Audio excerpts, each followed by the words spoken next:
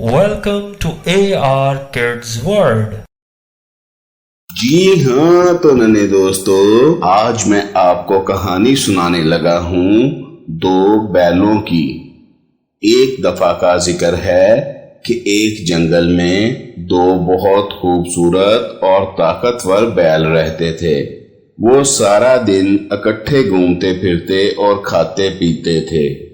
ایک دفعہ جنگل میں سے گزرتے ہوئے ان پر شیر کی نظر پڑی تو شیر بولا، واو، اتنے خوبصورت اور موٹے تازے بیل اگر مجھے کھانے کو مل جائیں تو میری تو دعوت ہو جائے گی۔ ایک دن شیر نے ان دونوں بیلوں پر حملہ کر دیا۔ دونوں بیلوں نے مل کر شیر کی خوب درگت بنائی۔ شیر ایک بیل کی طرف جاتا تو پیچھے سے دوسرا بیل اسے سینگوں سے مارتا۔ شیر دوسرے بیل کی طرف ہوتا تو پہلا بیل اپنے سینگوں سے حملہ کر دیتا۔ دونوں بیلوں نے شیر کو اتنا مارا کہ شیر وہاں سے بھاگنے پر مجبور ہو گیا۔ یہ سارا منظر لومڑی بھی دیکھ رہی تھی۔ لومڑی شیر کے پاس گئی اور اس سے کہا، بادشاہ سلامت، آپ پریشان نہ ہوں، آپ بہت جلد ان خوبصورت اور موٹے تازے بیلوں کا گوشت کھائیں گے۔ کچھ دن گزرنے کے بعد جب ایک بیل لومڑی کو نظر آیا تو لومڑی اس کے پاس گئی اور کہا، واہ واہ واہ واہ، کیا بات ہے تمہاری بہادری کی۔ تم نے تو اس دن شیر کی اچھی خاصی دھلائی کی۔ تمہارا دوسرا ساتھی تو بس اپنی جان بچا رہا تھا، اصل بہادر تو تم ہو۔ بیل اپنی خوشامد سن کر غرور میں آ گیا۔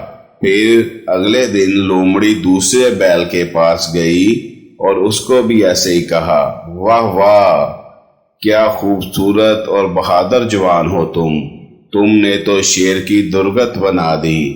تمہارا دوسرا ساتھی تو صرف اپنی جان بچا رہا تھا۔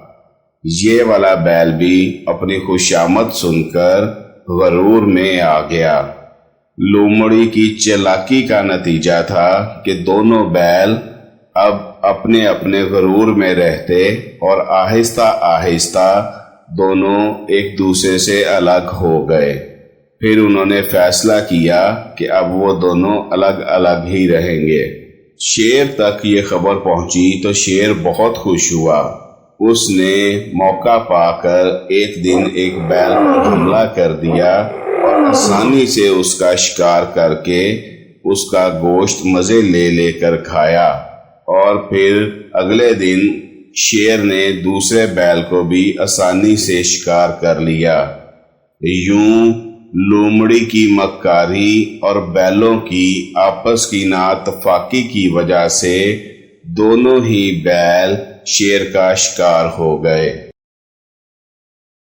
Please like, subscribe and share our channel with your friends, family and others. Thank you.